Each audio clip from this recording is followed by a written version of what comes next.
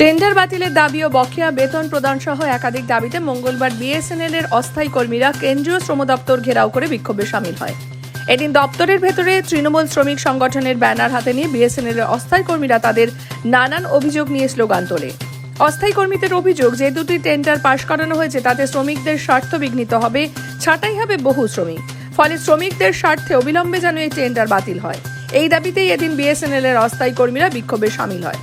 বিক্ষোভ ঘিরে যেন কোনো রকম সমস্যার সৃষ্টি না হয়, যার ফলে পরিস্থিতি সামাল দিতে ঘটনাস্থলে উপস্থিত ছিল শিলিগুড়ি মেট্রোপলিটন পুলিশ। এছাড়া তাদের সমস্ত দাবি দাওয়া নিয়ে দিন তারা কেন্দ্রীয় অ্যাসিস্ট্যান্ট লেবার কমিশনারের হাতেও একটি স্মারকলিপি তুলে দেওয়ার কথা রয়েছে।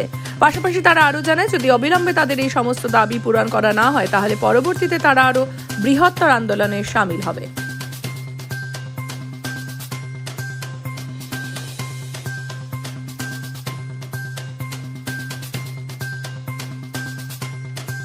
লেবার কমিশনকে এটা শর্ট আউট করতে হবে, আর যেভাবে যারা যেরকম কাজ করছে সেরকমই কাজ করবে, যে পেমেন্টটা যেভাবে পাচ্ছে সেইভাবে পেতে হবে।